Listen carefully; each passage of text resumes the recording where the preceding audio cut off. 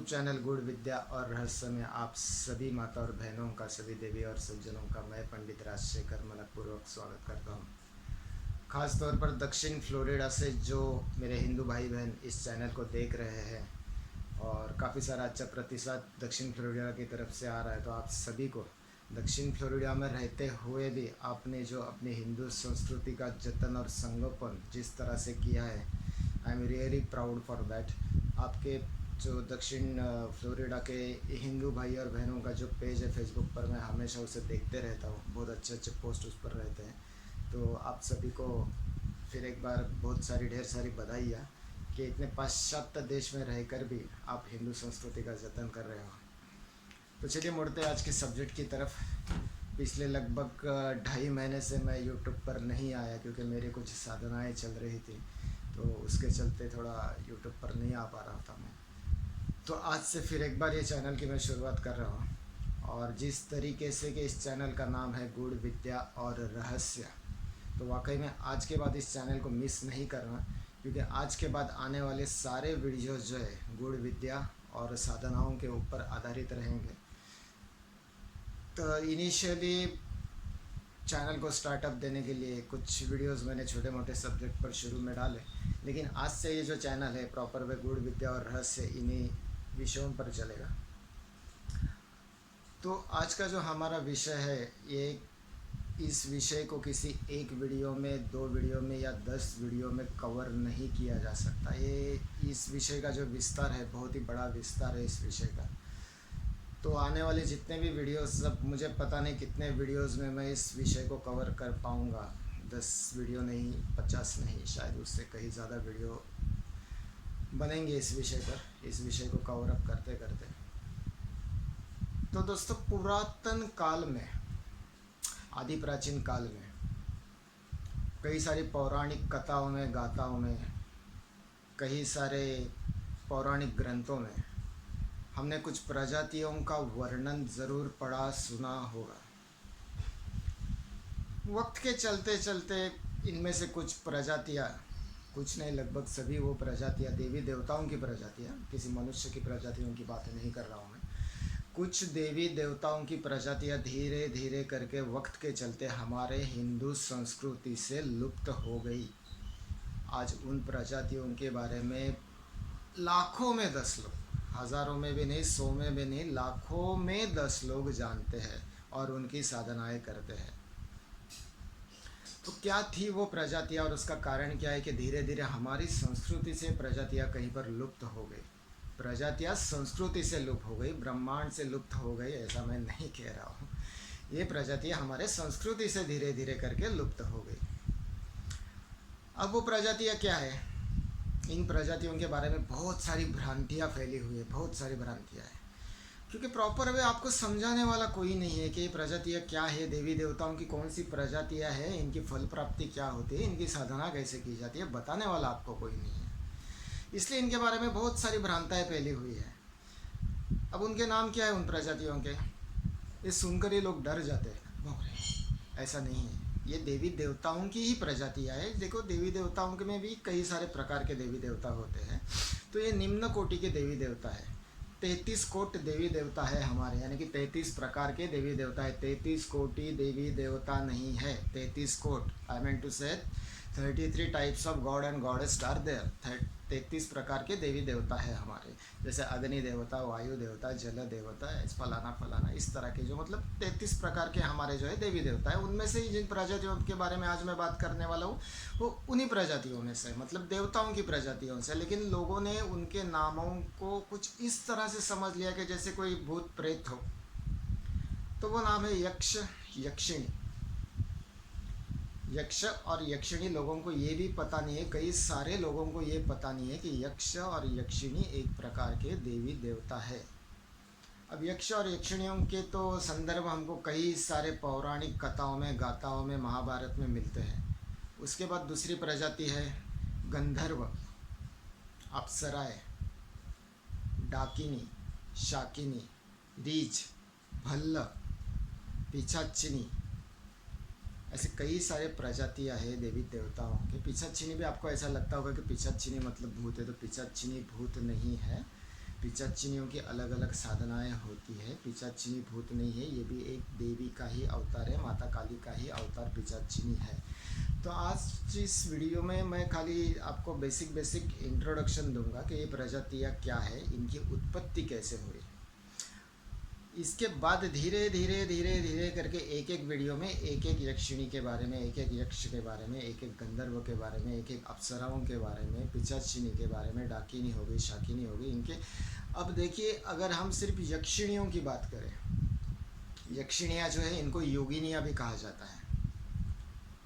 यक्षिणियों को योगिनी भी कहा जाता है। अष्ट योगिनी कभी आपने शब्द कहीं पर सुना होगा, या फिर गुप्त नवरात्रि, ये शब्द भी आपने ये कहीं सुना होगा। नवरात्रि के बाद जो फाल्गुन पूर्णिमा आती है वहाँ से गुप्त नवरात्रि की शुरुआत होती है। तो गुप्त नवरात्रि में जो 9 देवियों की साधना की जाती है तो वो भी यक्षिणियाँ ही हैं, उनको भी योगिनियाँ ही कहा जाता है, यक्षिणियों में से है। तो यक्षिणियों की संख्या एग्जैक्टली कितनी है, यक्षिणियाँ कितनी है, तो 64 यक्षिणियाँ है। 64 यानी कि 64 यक्षिणियाँ टोटल है, 64 यक्षिणियाँ हैं। अब इनमें से 8 यक्षिणियाँ जो है वो प्रमुख है, 8 योगिनियाँ जो है वो प्रमुख योगिनियाँ हैं जिनको माना जाता है। जैसे अप्सरा हो गए, तो अप्सराओं की संख्या 1008 है और उनमें से 11 अप्सराएं प्रमुख है। उसके ऊपर हम आगे बात करते हैं, अभी फ़िलहाल यक्ष और यक्षिणियों के बारे में बात करते हैं। तो 64 योगिनियाँ हैं, उनमें से 8 योगिनियाँ जो है वो प्रमुख योगिनियाँ हैं, ठीक है। अब वो कौन सी 8 योगिनियाँ हैं, तो सबसे पहली जो आती है वो है सुर सुंदरी यक्षिणी। 2 नंबर पर आती है मनोहारिणी यक्षिणी। 3 नंबर पर है कनकावती यक्षिणी। 4 नंबर पर आती है कामदेवी। ये कामदेवी, इसको कामिनी भी कहा जाता है। तो इसकी साधना जो जातक करेगा उसको ये काम सुख प्रदान करती है, उसको पौरुषत्व प्रदान करती है, धन दौलत ऐश्वर्य ऐसी सारी चीज़ें प्रदान करती हैं। उसके बाद 5 नंबर पर आती है रतिप्रिया यक्षिणी, जिसकी साधना मेरी इस वक्त चल रही है। मैंने पहले बताया कि मैं 2.5 महीने से साधनाओं में था तो मैं यूट्यूब पर आ नहीं पा रहा था। तो 5 नंबर पर आती है रतिप्रिया यक्षिणी। इसको रति सुंदरी यक्षिणी भी कहा जाता है। इसको और एक नाम है धनदा यक्षिणी, धन का दान करने वाली धनदा यक्षिणी। ये इसकी साधना जो भी साधक करता है इसको सौंदर्य प्रदान करती है, इसको रति सुख प्रदान करती है, उसी के साथ साथ इसको एक जीवन में परिपूर्ण बना देती है ये यक्षिणी। उसके बाद 6 नंबर पर आती है पद्मिनी यक्षिणी। 7 नंबर पर आती है नटी यक्षिणी और 8 नंबर पर आती है अनुरागिणी यक्षिणी। तो ऐसे 8 यक्षिणियाँ जो है प्रमुख यक्षिणियाँ इनको माना गया है, ठीक है। इनकी अष्टयोगिनी करके एक एकत्रित साधना भी की जाती है, अष्टयोगिनी करके, लेकिन फिर वो साधना बहुत बड़ी हो जाती है। अष्टयोगिनियों की साधना अगर आप एक साथ करो तो फिर उसका मंत्र जाप भी बहुत बड़ा मंत्र होता है और उतने मंत्र जाप करने में काफ़ी समय लगता है। और उतनी मेरा जो अनुभव है कि अगर आप एक एक यक्षिणियों की सेपरेट यानी कि वैयक्तिक साधना करो तो उसका फल प्राप्ति जो है और प्रात्यक्षिकरण जो है बहुत जल्दी होता है। तो आगे मैं सारे वीडियोज़ में आपको बताऊंगा कि उनकी साधना कैसे की जाती है, कौन से तिथि में की जाती है, कौन से मास में की जाती है, उसका मुहूर्त क्या होता है वगैरह वगैरह। तो वो सारी चीज़ें मैं आगे चलकर सारे, मैंने कहा कि ये सब्जेक्ट जो है किसी 1 या 10 या 50 वीडियो में कवर होने वाला सब्जेक्ट नहीं है। अब सोच लीजिए यक्षिणियों की संख्या जो है 64 है, यानी एक एक यक्षिणियों के बारे में बताते ही मुझे और उनकी साधनाओं के बारे में, फल प्राप्ति के बारे में बताते ही 64 वीडियो यानी कि 64 वीडियोस तो उसके ऊपर ही बन जाएंगे। उसके बाद 1008 अप्सरा है, तो उसमें प्रमुख की बात करेंगे हम। फिर यक्ष है, गंधर्व है। तो ऐसा ये सब्जेक्ट बहुत बड़ा सब्जेक्ट है। अब इसी सब्जेक्ट पे चैनल चलता रहेगा। वाकई में जिस तरीके से गूढ़ विद्या और रहस्य इस चैनल का नाम है, तो इन्हीं सारी गूढ़ विद्याओं के ऊपर ही अभी ये चैनल चलते रहेगा, तो इस चैनल को मिस नहीं करना। तो अष्टयोगिनी साधना की हम बात कर रहे थे। तो अभी सबसे पहले जानते हैं कि यक्षिणियाँ क्या है। आपके मन मस्तिष्क में सवाल तो पैदा होता होगा, अगर आप कह रहे हो कि भूत प्रेत नहीं है, फिर ये देवताएं हैं, तो ये कौन सी प्रजाति है, इनका निर्माण कैसे हुआ। किसी भी चीज़ का निर्माण होता है तो उसके पीछे कोई कारण, कोई ना कोई कथा, कोई ना कोई गाथा, कोई ना कोई भगवान शंकर की लीला तो होती है। भगवान शंकर की लीला के बगैर इस धरती पर कुछ भी उत्पन्न नहीं हो सकता। प्रभु अपने ऊपर कुछ भी नहीं लेते, वो कोई ऐसी लीला रचते हैं जिनमें से किसी चीज़ का निर्माण होता है। भोलेनाथ है, भोले बनते हैं वो, लेकिन करते सब वही है। तो यक्षिणियों की उत्पत्ति कैसे हुई, हम शुरुआत आज के वीडियो की यहाँ से करते हैं। ये यक्षिणियों की उत्पत्ति कहाँ से, अभी इसके बारे में भी बहुत सारी भ्रांता है। आप देखोगे तो अलग अलग अलग अलग अलग कौन क्या कह रहा है, कौन क्या कह रहा है, कौन क्या कह रहा है। ये 99% वीडियोस तो यूट्यूब पर आप देखोगे इस सब्जेक्ट पर तो पूरे के पूरे फेक है। ये जिनकी साधनाएं सफल नहीं होती, ऐसा नहीं सारे वीडियोस फेक है, कुछ लोग हैं, मैं सभी से बातचीत करते रहता हूँ। ये कुछ लोग हैं जो वाकई में जिन्होंने साधनाएं की है और वाकई में उनको जब साक्षात्कार होता है तब जाके ये सवाल जवाब होता है, तभी से जानकारियाँ मिलती है। बाकी तो आप अगर ऐसी कहानियाँ सुनोगे तो बहुत सारी फेक कहानियाँ। अब जो बात मैंने प्रॉपर वे सुनी वो मैं बताता हूँ। कुछ साधनाओं के बारे में मैं खुलकर बात नहीं कर सकता, खुलकर बता नहीं सकता हूँ कि साधना करते तो मेरा अनुभव क्या था, मैंने क्या देखा। ये साधना आप भी अगर ज़िंदगी में कभी कोई साधना करो तो उसका जो प्रत्यक्षीकरण का अनुभव आपको होता है वो कभी किसी के साथ शेयर नहीं करते, करना भी नहीं चाहिए। तो जो बातें मैंने सुनी, यक्षिणियों की उत्पत्ति किस तरह से हुई, तो इसकी जो कहानी मैंने सुनी सम्मुख, वो मैं आपको बताता हूँ। कि एक दिन भगवान शंकर और सती यानी कि पार्वती कैलाश पर बैठकर धूत खेल रहे थे। धूत जिसमें पासे फेंके जाते हैं, एक तरह का जो खेल होता है, पट होता है उसका। अब इसमें ऐसा हुआ कि शंकर तो भोलेनाथ है, तो पहली चाल शंकर जी की थी, भगवान शंकर की थी। उन्होंने अपनी चाल चली, फांसे फेंके, 12 गिरे, पोबारा हुआ। और महादेव ने अपनी चाल चली। अब जबकि 12 चालें उनके इसमें आई थी, तो दोबारा भगवान शंकर जी की ही चाल थी। परंतु वो तो भोले थे, भोलेपन में उन्होंने अपने पासे पार्वती के हाथ में दिया और कहा कि अब तुम खेलो देवी, ठीक है। जबकि खेलना दोबारा शंकर भगवान को ही था, लेकिन उन्होंने अपनी चाल चली और पासे जो सती के हाथ में यानी कि देवी पार्वती के हाथ में दिया और कहा कि देवी अब तुम खेलो। तो देवी ने भी पासे फेंके, देवी को भी पोबारा आया, 12 गिरे। अब देवी ने अपनी चाल चली, ठीक है। देवी ने अपनी चाल चली, अपनी सोंगटियाँ जो थी हिलाई और भगवान भोलेनाथ की एक सोंगटी यानी कि पट से बाहर कर दी। कहा कि देखो स्वामी मैं जीत गई। भोलेनाथ बोले ठीक है, लाओ अब पासे मुझे दे दो। देवी ने इनकार किया। देवी ने कहा ना, 12 गिरे हैं, दोबारा पासे मैं ही फेंकूँगी। भोलेनाथ चिढ़ गए। भोलेनाथ ने कहा ऐसे कैसे, जब मेरे 12 गिरे मैंने अपनी चाल चल के इस पासे आपके हाथ में दिए, अब आपने भी प्रामाणिकता से मुझे वापस देने चाहिए, अब मैं चाल चलूँगा। देवी बोली नहीं, ये आपका भोलापन है, ये आपका भोलापन है, मैं भोली नहीं हूँ, मैं दोबारा चाल चलूँगी। 12 गिरे हैं, दोबारा चाल मैं ही चलूँगी। अब भगवान थोड़े से क्रोधित हो गए, भोलेनाथ जी थे थोड़े से क्रोधित हो गए। अब क्रोध उन्होंने जाहिर नहीं किया, देख रहे थे पार्वती को।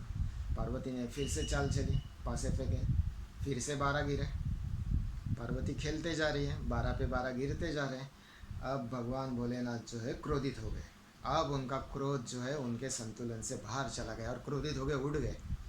और भगवान बोले तुम छल के साथ जीती हो, तुमने छल किया है, मैं पूरी ईमानदारी से प्रामाणिकता से तुम्हारे साथ खेल रहा था, मैंने एक चाल चलकर पासे तुम्हारे हाथ में दिए। देवी ने समझाया कि देखो स्वामी ये खेल है, इसमें इतना उग्र होने की कोई बात नहीं है, अब बेवजह क्रोध कर रहे हो, बैठ जाओ दोबारा खेलते। भगवान ने कहा कि नहीं, आज से तुम्हारा मेरा कोई संबंध नहीं। तो अब देवी भी क्रोधित हो गई। इतने समझाने के बाद भी स्वामी समझ नहीं रहे, इतनी सी बात पे भला इतना क्रोध। तो देवी भी गुस्सा हो गई। देवी ने कहा ठीक है, तुमको नहीं रहना है मेरे साथ तो मैं कैलाश छोड़कर चली जाती हूँ। और सती जो है कैलाश छोड़कर धरती पर आ गई। अभी कहानी थोड़ी शॉर्टकट में सुना रहा हूँ मैं आपको। जो सती जो है धरती पर आ गए और वन भटकने लग गए। अब वन भटक रहे सारे देवताओं में इस बात की चर्चा हो गई। सती कैलाश से भगवान शंकर को छोड़कर चली गई। अब क्या करे, तो हमेशा नारद मुनि ने अपना रोल निभाने की कोशिश की। नारद मुनि सारे देवताओं के पास गए, विष्णु के पास गए, ब्रह्मा के पास गए, देवराज इंद्र के पास गए और सबको कहानी का बखान किया कि ऐसा ऐसा सती और भगवान शंकर में ऐसा ऐसा वाद विवाद हो गया है और सती जो है कैलाश छोड़कर धरती पर चली गई है। तो सारे देवतागण जो है वो कैलाश की तरफ रुख करते और भगवान शंकर को समझाने की कोशिश करते कि भोलेनाथ इतनी छोटी सी बात पे इतना गुस्सा किस बात पर, छोड़ दीजिए, चलिए आप अपनी महानता दिखाइए, चलिए हम सब मिलकर जाते हैं और सती को लेकर आते हैं दोबारा कैलाश पर। ना जी ना, सुनने को तैयार नहीं, भोलेनाथ सुनने को तैयार नहीं। तुम्हें जाना है तुम जाओ, मैं नहीं आने वाला, अगर उसको आना होगा तो आएगी। अब सारे देवता चिंतित, अब करे तो क्या करे। तो ठीक है भाई, चलो। नारद मुनि कहते चलो यहाँ तो अपना काम नहीं बना यहाँ तो अपना काम नहीं बना, चलो जाकर सती को ही समझाते हैं। तो चलते सब आगे धरती पर, सती अपनी वन वन भटक रही थी यहाँ वहाँ। तो पार्वती के पास सारे देवता आते, पार्वती को समझाने की कोशिश करते हैं।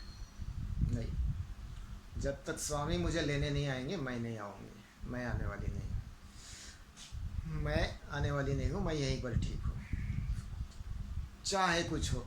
पार्वती मानने को तैयार नहीं। अब सारे देवता और नारद मुनि फिर से एक बार इंद्र के दरबार में लौट जाते हैं और अब चर्चा होती है, अब क्या करें, अब क्या करें, अब क्या करें, कैसे करें। तो तब भगवान विष्णु के दिमाग में एक चाल आती है। तो वो तुरंत कामदेव को दरबार में बुला लेते हैं और कामदेव को सारी कहानी सुनाते हैं। अब कामदेव से कहते हैं कि तुम अपना पुष्प बाण जो है वो भगवान शंकर पर चलाओ, ताकि उनके अंदर काम इच्छा यानी कि काम अग्नि भड़क उठे और वो सती को लेने के लिए धरती पर आ जाए। कामदेव ने तो हाथ जोड़े, चाहे आप जो कहना है दूसरा कुछ भी बोलो, जो करने के लिए कहो मैं करूँगा, लेकिन भगवान शंकर पर मैं पुष्प बाण नहीं चला सकता। उनके ऊपर मेरे बाण का असर तो होने से रहा, लेकिन मुझे भस्म होना निश्चित है। मैं तो भस्म हो जाऊंगा, तीसरी आँख खोलकर मुझे भस्म कर देंगे। ये तो काम प्रभु मुझसे नहीं होगा, अब दूसरा कुछ काम बोल दो, मैं करने को तैयार हूँ। तो विष्णु जी बोले ठीक है बाबा, एक काम कर, धरती पर जा और तेरे पुष्प बाण का प्रयोग जो है वो देवी पार्वती पर करना। बोले नहीं, मैं अकेला नहीं जाऊँगा, मैं अकेला नहीं जाऊँगा। ठीक है, मुझे पता है पार्वती तो थोड़ी सी दयावान है, वो मुझे माफ़ भी कर देगी, फिर भी मैं अकेला नहीं जाऊँगा, आप सब लोग मेरे साथ चलो। तो फिर देवराज इंद्र जो होते हैं वो कामदेव से कहते कि एक काम करो, हम फिर एक बार धरती पर जाते हैं और पार्वती के सम्मुख खड़े होते हैं, उनके सामने विनंती करते हैं फिर एक बार कैलाश पर लौटने की। तब तक तुम पीछे से बाण चलाना, हम उनको बातों में उलझाते हैं, तुम पीछे से अपना पुष्प बाण चलाना। कामदेव कहते ठीक है प्रभु, लेकिन अगर कुछ हुआ तो उसकी जिम्मेदारी आपकी। तो देवराज इंद्र कहते कि ठीक है चलो, करना तो पड़ेगा।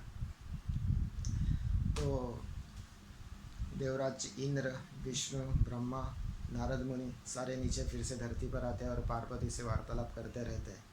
और आम के पेड़ के पीछे छुप कर उसी वक्त निशाना साध कर कामदेव अपना पुष्प बाण पार्वती के पीठ पर चला देते हैं। जैसे ही पार्वती के पीठ पर पुष्प बाण लगता है वो समझ जाती है, वो ज्ञात हो जाती है, और जैसे उसको पुष्प बाण उसके पीठ में लगता है तो उसके अंदर एक काम अग्नि भड़कने लगती है।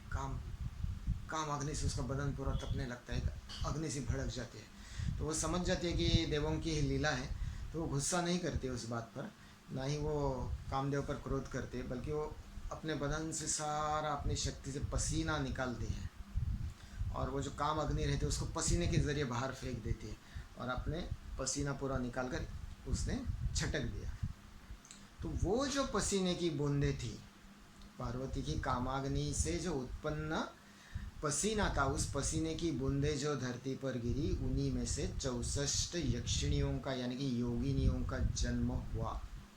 तो इसीलिए ये जो योगिनियाँ है, 64 योगिनियाँ है, बहुत ही कामुक्त, इनमें कामुकता बहुत है और इनका रूप जो है इतना सुंदर इनका रूप होता है कि इसकी कल्पना भी मतलब शब्दों में वर्णन नहीं कर सकते। इतनी सुंदर और इतनी कामुकता, और इनको कई सारी रिद्धियाँ, कई सारी सिद्धियाँ इनके पास है। ये कई सारी गुप्त कलाओं की अधिष्ठाती देवताएं हैं। इनके पास मारण, उच्चाटन, स्तंभन, वशीकरण, ऐसे कई सारे जो मतलब गुप्त कलाएं या गुप्त दश विद्या, दश महाविद्या हम जिनको कहते हैं, ये इनकी अधिष्ठाती देवताएं हैं। तो जो भी साधक इनकी साधना करता है वो जो साधक होता है वो इन सारी गुप्त कलाओं में, इन सारी दश महाविद्याओं में पारंगत होता है। वो सारी दश महाविद्याएं और सारी गुप्त कलाएं जो है वो अपने साधक को प्रदान करती है। अच्छा, अभी यक्षिणियाँ रहती कहाँ पर है? इनका लोक कहाँ पर है, क्या ये धरती पर रहती है? सबसे पहले तो एक समझ लीजिए कि ये जो यक्षिणियाँ हैं ये बहुत ही जल्दी प्रसन्न होने वाली देवताएं हैं। बस कुछ ही दिनों की साधना में ये साधनाएं करने की आप कोशिश कभी करना मत। आगे चलकर मैं इसके ऊपर वीडियो बना रहा हूँ, तक कुछ आदि अधूरी जानकारी सुनकर पाकर इस प्रकार की मैं वार्निंग दे रहा हूँ। बीच में थोड़ा सा सब्जेक्ट को चेंज कर रहा हूँ कि ऐसा अगर आप, आपके मन में क्या होगा, अब ये वीडियो देखने के बाद उत्कंठा है आपकी बढ़ेगी और आप जाकर कई और सारे वीडियो सर्च करोगे यहाँ वहाँ, और कुछ भी एक बात समझ लीजिए 90% वीडियो इसके ऊपर फेक बने हुए हैं। ये ऐसी साधनाएं कभी कोई वीडियो देखकर आप करना नहीं। ये साधनाएं उतनी भी आसान नहीं है। इसमें ये साधनाएं करते वक्त मतलब आपके शरीर की एक उतनी कैपेसिटी होनी चाहिए।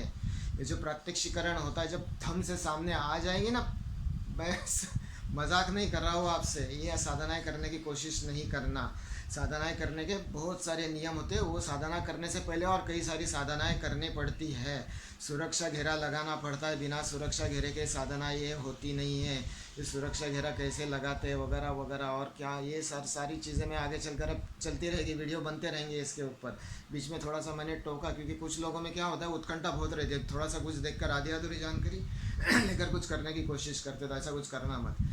तो ये जो यक्ष और यक्षिणियाँ हैं, यक्ष और यक्षिणियाँ एक ही लोक में नहीं रहते, ना ही ये मतलब पति पत्नी है। यक्ष यक्षिणियाँ सुनने में लगता है कि पति पत्नी है, मगर ये पति पत्नी नहीं है। जैसे गंधर्व और अप्सरा पति पत्नी है, गंधर्वों की जो पत्नियाँ हैं वो अप्सराएं हैं। तो यक्ष और यक्षिणी पति पत्नियाँ नहीं है। यक्ष क्या होते हैं, यक्षों का निर्माण कैसे हो, ये भी इसी वीडियो में मैं बताता हूँ, ठीक है। तो ये जो यक्षिणियों का लोक जो होता है या यक्षों का जो लोक होता है, या ये जो निम्न कोटि की देवी देवता है, जैसे मैंने शुरू में कहा, इनके जो लोक है अलग अलग लोक है। सभी देवी देवताएं स्वर्ग में नहीं रहते। जैसे इंद्र का दरबार एक अलग चीज़ हो गई, कैलाश पर भगवान शंकर सती रहते हैं, ब्रह्मा का लोक अलग है, विष्णु के लोक अलग है। उसी तरह से यक्ष और यक्षिणी इनके जो लोक है ये पृथ्वी के वातावरण में ही है। ये जल्दी फलित क्यों होती है साधना? किसी किसी को 3 दिन में भी दर्शन हो जाते, किसी को 7 दिन में भी इनके सम्मुख दर्शन हो जाते, किसी को महीना भी लगता है। कैसा है कि आपका संकल्प क्या है, आप किस उद्देश्य से इनकी साधना कर रहे हो, आपका वैचारिक मतलब लेवल क्या है, आपके मन में क्या भाव है। कई सारे लोग इनके बारे में बहुत गलत भ्रांतियाँ फैली हुई है, कुछ गलत संकल्प से या गलत मतलब से इनकी साधनाएं करते तो उनके ऊपर उलट भी जाती है ये साधनाएं। ये उतना लगता है उतनी आसान भी नहीं, क्योंकि ये जितनी कामुकता और सुंदर है उतनी क्रोधित भी है। वक्त आने पर ये उतनी क्रोधित भी है। तो आपका जो साधना करने का भाव होना चाहिए, उसमें कोई लालच नहीं होनी चाहिए। बिना किसी लालच के साधना जब आप करोगे तो आपको प्रात्यक्षिकरण यानी उनका प्रत्यक्ष दर्शन जो होता है बहुत जल्द होता है। किसी को तीसरे दिन में ही मिल जाता है, किसी को 7 दिन में मिलता है, किसी को 14 दिन लगते हैं, किसी को 11 दिन लगते हैं। तो जैसा जैसे डिपेंड करता है आपका साधना स्थल भी उसके लिए बहुत इंपॉर्टेंट फैक्टर है। आगे बात करेंगे उसके ऊपर। तो इनका जो लोक है ये पृथ्वी के वातावरण में है, और प्रॉपर मंत्र उच्चारण से जब आप इनकी साधना करते हो तो आपके मंत्रों के जो वाइब्रेशंस होते हैं आपके वही इन तक बहुत जल्दी पहुंच जाते हैं, और ये बहुत झट से आपके सामने आ जाती है। मतलब ऐसा नहीं कि अचानक आ गई, पहले तो स्टेप बाय स्टेप होता है सब। पहले आपको अचेत अवस्था में दर्शन मिलेगा, उसके बाद में धीरे धीरे उनके बदन की जो खुशबू होती है उसका वर्णन नहीं कर सकता मैं, क्योंकि खुशबू मतलब उसको दुनिया का कोई परफ्यूम उसकी कंपैरिजन में नहीं है। इतनी सुगंध उनके बदन का एक आने लगता है आपको। फिर धीरे धीरे उनकी पायल की आवाज़ आपको आने लगेगी, एक प्रकाश सा बढ़ने लगेगा, और फिर वो अवतरित सामने होती है।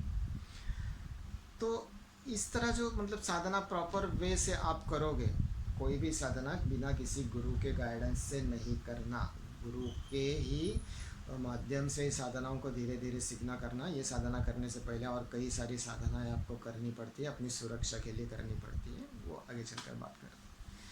तो ये थी यक्षिणियों की जानकारी, ठीक है। अब यक्ष कौन है? मैंने कहा कि यक्ष इनके पति नहीं है। कुछ लोग समझते हैं कि यक्ष इनके पति है, ऐसा नहीं है। यक्ष इनके पति नहीं है। कई सारे मतलब आप ब्लॉग्स पढ़ोगे तो ब्लॉग्स में कभी कभी किसी ने जो बोला ना आधी अधूरी जानकारी रहती है। लिखने को देखो, गूगल पे आप सर्च करोगे तो किसी ने कुछ भी लिख दिया गूगल वो दिखाएगा। गूगल को सही और झूठ से कोई मतलब नहीं है, जो ब्लॉग में जो लिखा है गूगल आपको दिखा देगा। तो ज़्यादा इन चीज़ों का जो है मतलब किसी गुरु से ज्ञान लेना, ऐसे गूगल वगैरह यूट्यूब देखकर ये चीज़ें आपको प्रॉपर समझ में नहीं आएगी, कंफ्यूज हो जाओगे आप। तो यक्षों का निर्माण क्यों हुआ और किसने किया? अब हाँ, एक बात मैं आपको बताना रहेगा इसका कि यक्ष इस शब्द का अर्थ क्या होता है। सबसे पहले तो जानते शुरुआत करते कि यक्ष इस शब्द का अर्थ क्या है। तो यक्ष इस शब्द का अर्थ है जादू। यक्ष इस शब्द का अर्थ है जादू, और यक्षिणी इस शब्द का अर्थ होता है जादुई शक्ति। मैंने कहा ना कि यक्षिणियाँ जब प्रसन्न होती है आपको कई सारी गुप्त कलाएं और विद्याएं आपको प्रदान करती है। ठीक, तो यक्ष इस शब्द का अर्थ जादू होता है। अब इन यक्षों की निर्मित, यक्षों की संख्या कितनी है इसके बारे में अभी तक मैंने जितना भी पढ़ा कहीं पर भी इसका उल्लेख नहीं है, और हो भी नहीं सकता, क्योंकि यक्षों को जिस कार्य के लिए बनाया गया वो कार्य ही वैसा कि इनकी किसी निश्चित संख्या के बारे में नहीं बताया जा सकता। ठीक, अब यक्षों का निर्माण इसलिए किया गया कि प्रजापिता ने जब धरती बनाई, प्रजापिता ने जब धरती बनाई तो धरती में कई पहाड़, आकाश, वायु तत्व, ये वो सब, फूल बगीचे, पहाड़, नदियाँ, जलाशय बड़े बड़े, कई सारे गुप्त खजाने धरती के पेट में आज भी है, धरती के गर्भ में आज भी कई सारे खजाने हैं। तो ऐसे इन खजानों की रक्षा के लिए और ख़ास तौर पर जलाशय की रक्षा के लिए यक्षों का निर्माण प्रजापिता ने किया।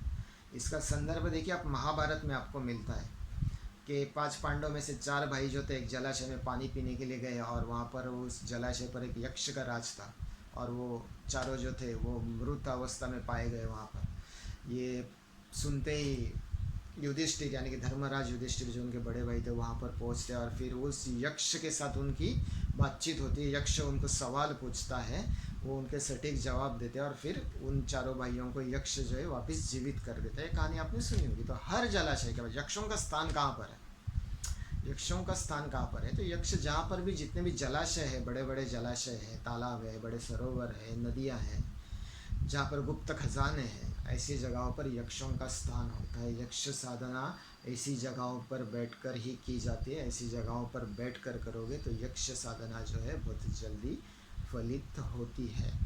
अब कई सारे यक्षों को और यक्षिणियों को ऑलरेडी आप पूजा कर रहे हो, पूजा पाठ कर रहे हो, लेकिन आपको पता नहीं है कि वो यक्ष है और यक्षिणियाँ हैं करके। आप में से कई लोग जो है श्री कुबेर की साधना करते होंगे, श्री कुबेर की पूजा करते होंगे। अगर कुछ साधना नहीं भी करते होंगे तो कई सारे लोगों के घर में, कई सारे लोगों के घर में यक्ष यंत्र या फिर यक्ष की प्रतिमा तो ज़रूर लगी हुई होगी। तो ये जो कुबेर है ये कौन है? कभी सोचा आपने गहराई में जाकर के कुबेर जी कौन है? तो कुबेर एक यक्ष है, रावण के सौतेले भाई कुबेर। जब सोने की लंका हम जिसे कहते हैं, सोने की लंका जो है कुबेर की लंका थी, फिर रावण ने उसके ऊपर आक्रमण करके उस पर अपना हक जताया। तो बाद में भगवान विष्णु ने कुबेर जी को अपने पास बुला लिया और पूरे ब्रह्मांड की संपत्ति का आधिपत्य जो नेतृत्व है उनके हाथ में दे दिया। तो ये जो कुबेर हम जिनकी पूजा करते हैं ये यक्ष है। महालक्ष्मी, लक्ष्मी अलग है, महालक्ष्मी अलग है। महालक्ष्मी जो है एक यक्षिणी है, सरस्वती एक यक्षिणी है। ठीक है, कई सारे नदियों को, हमारे कई सारी नदियों को इन यक्षिणियों के नाम दिए गए हैं। तो वो 64 यक्षिणियाँ कौन है, अब उनकी साधनाएँ कैसे की जाती है वगैरह वगैरह, उसके नियम क्या है, बंधन क्या है, तांत्रिक साधनाएँ क्या होती है। देखिए तांत्रिक साधनाएँ दैविक साधनाएँ होती है। ये कोई अघोर साधना जो वाम मार्गी दक्षिणी साधनाएँ होती है वो अलग साधनाएँ होती है। इनके ऊपर भी मैं आगे चलकर बात करूँ। तो मित्रों आज के बाद इस चैनल को कभी मिस नहीं करना, क्योंकि आज के बाद इस चैनल पर जितने भी वीडियो आएंगे आगे चलकर सारे इन्हीं गुप्त कलाओं के बारे में, गुप्त विद्याओं के बारे में, और ऐसी कई सारी देवी देवताओं की जानकारी जिसमें डिटेल में आपको मिलती रहेगी। तो दोस्तों आज का वीडियो यहीं पर मैं रोकता हूँ। काफ़ी वीडियो लंबे होते हैं। ये टॉपिक ही ऐसा कि जहाँ पर ख़त्म कहाँ करें, इसको शुरू कहाँ से करें और ख़त्म कहाँ पर करें समझ में नहीं आता। तो उम्मीद करता हूँ आपको आज की जानकारी यक्ष और यक्षिणियों के बारे में जो भी मैंने दी वो आपको पसंद आई होगी। तो जिन लोगों ने मेरे चैनल को अब तक सब्सक्राइब नहीं किया है तो मेहरबानी करके प्लीज़ सब्सक्राइब कीजिए, बेल आइकॉन का बटन दबाइए। ठीक है, और इतनी सारी जानकारियाँ आपको देने के लिए हमको बहुत सारी पढ़ाई करनी पड़ती, कई सारी साधनाएं करनी पड़ती, अपना प्रत्यक्ष अनुभव जब आता है तभी हम एक ऐसे वीडियो बना पाते हैं। तो कमेंट में कुछ ना कुछ ज़रूर लिखिए, मैं आपकी कमेंट्स पढ़ना चाहता हूँ कि आपको ये वीडियो कैसा लगा, कमेंट के ज़रिए मुझे ज़रूर बता दीजिए। और अगर अच्छा लगा हो तो फेसबुक पर और इसकी लिंक कॉपी करके व्हाट्सएप पर शेयर कीजिए, ताकि ज़्यादा से ज़्यादा लोगों को, देखिए ये जो यक्ष और यक्षिणियाँ हैं जिनको योगिनियाँ कहते हैं, हमारी देवताएँ हैं। और मैंने पहले भी कहा कि लाखों में से 10 लोग केवल इनके बारे में जानते हैं, इनकी साधना करते हैं। हमारे हिंदू धर्म का मूलभूत पाया है। यही यक्षिणियाँ जब आपको प्रत्यक्षीकरण में आप दर्शन देगी, यही आपको आगे की साधनाएं सिखाएगी। मोक्ष का मार्ग ऐसे ही नहीं मिलता है। ब्रह्मा विष्णु महेश ऐसे ही प्रसन्न नहीं होते हैं। अगर आपको कोई कह रहा है कि मुझे इसकी सिद्धि प्राप्त है, उसकी सिद्धि प्राप्त है, घंटा, हाँ मैं खुला कह रहा हूँ, जब तक आप इन छोटी मोटी साधनाओं से आगे नहीं जाओगे, ये साधनाएं ही मतलब यही देवियाँ है जो आपको आगे की क्या साधना करनी है, कैसी साधना करनी है, ये सिखाती है। तो सबसे पहले ये हमारे हिंदू धर्म का मूलभूत पाया है। ये साधनाएं जब तक आप नहीं करोगे, अध्यात्म में आपकी जो है एक ऊंचाई आप प्राप्त नहीं कर पाओगे। ठीक है, तो ज़्यादा से ज़्यादा इसकी लिंक को जो है आपके सारे ग्रुप्स में शेयर करना, हिंदू जन जागरण समझ कर, क्योंकि आजकल हमारी संस्कृति में बहुत अभाव आते जा रहा है। हमको रामायण महाभारत और सुंदरकांड, लंका दहन, इसके अलावा कुछ पता नहीं है। हमारे गुरु भी इसके आगे जाते नहीं हैं। जहाँ भी देखो वही वही वही प्रवचन, वही सत्संग, इसके आगे ये लोग जाते नहीं है। खुलकर कभी ये किसी साधनाओं के बारे में बताते नहीं हैं। तो ज़्यादा से ज़्यादा इस वीडियो को शेयर करना और चैनल को सब्सक्राइब ज़रूर करना, बेल आइकॉन का बटन दबाना। तो तब तक के लिए दोस्तों, जय श्री गणेश। राजशेखर आज्ञा चाहता है।